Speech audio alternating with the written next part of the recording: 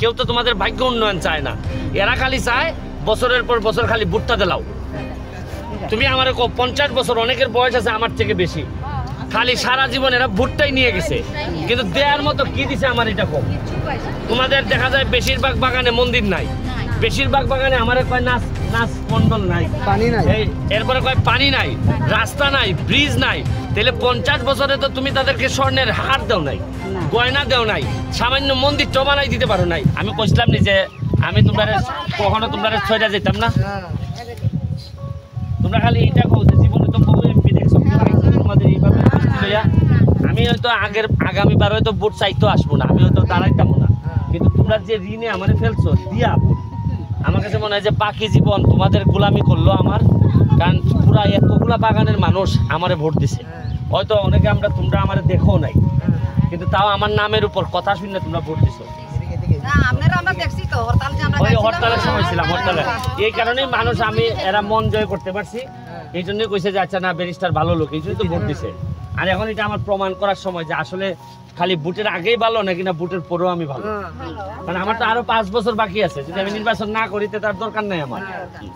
আসো গো দিদি, পাইছো? আর দেখো আইসি যে ডাক্তার খাইলাম। আসো গো দিদি, আশীর্বাদ রাখো, আর কিচ্ছু চাই না, আশীর্বাদ রাখো যাতে মানুষে আমারে খারাপ না কয়। কারণ মানুষের টাকা যেন আমি না মারি, কথা বুঝছো নি?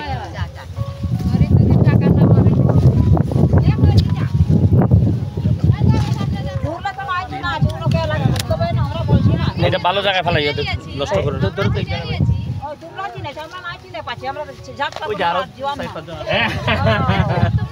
এই আর কই দিদি, কই আরে গো দিদি, আচ্ছা শোনো আমার তো আরো কাজ আছে, আমি আরো 2 প্যাকেট দিয়া যাইগা। তোমরা একজন কে দায়িত্ব নিবে? 500 টাকা দিব, যে দায়িত্ব নিয়ে সবাই মিষ্টি খাওয়াবে, কেটা খাওয়াবে কও? হ্যাঁ এই যে দিদি নাও, এই দিদিরে 500 টাকা দাও, ঠিক আছে? আর ওই মিষ্টির প্যাকেট দিয়ে যাও দিদি। দিদি আমাদের সাথে আসেন, গাড়ি থেকে 2 খারণ মিষ্টি দিয়ে দিতেছে। এরা এখানে একজন দিয়ে পাঠাও দিদি, কষ্ট করে যাইতে পারবো না, দূর দূর না। ওই এক ছেলে আছে, আইনে রে কে তুমি কথা বল দেখো না, আমি পাইছি। ও আচ্ছা নাও, আমি একদিন চা পাতার ভর্তা খাইতাম, তোমরা দেখছি ভর্তা খাও, হ্যাঁ? ওইটা কি জানি চা পাতারে কি করে করে করে করে ডাল পাল দিয়ে আমার একদিন খাওয়াই যেত।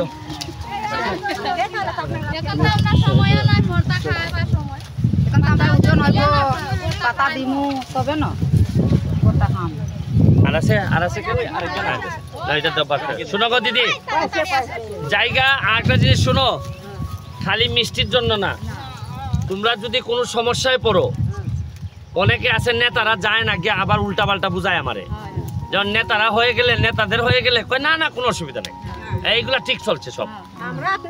তোমরা একটা কাজ করবা, যদি দেখো তোমরা সমস্যা নেতারা হইতেছে না, নেতারা 2 নাম্বারই করতেছে, সরাসরি আমার বাসার যে জায়গা, আমার বাসা সোনারঘাটে, আমি প্রতি শুক্রবার শনিবার আমার বাসায় থাকি।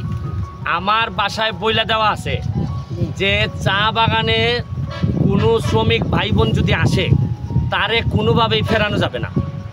অন্য তুমি সবটা যদি ফেরাবো, কিন্তু চা বাগানের শ্রমিক ভাই বোন গেলে ফেরাবা না। কারণ হচ্ছে গিয়ে মানে আপনারা যা করছেন এই নির্বাচনে আমার জন্য, মানে আমার বাপ নাই, আমার মা দেশে থাকে না, এরকম একটা এতিম ছেলেরে আপনারা যেভাবে আপনারা সম্মানিত করছেন, এইটার ঋণ আমি মানুষের বাচ্চা হইলে কোনোভাবে দেওয়া সম্ভব না। আমি এমপি হইয়াই প্রথমেই গিয়ে শেখ হাসিনার জননেত্রীর কাছে গিয়ে বলছি যে আপনি যদি চা বাগানের চায়ের দাম না বাড়ান তাহলে শ্রমিকের বেতন পাবে না।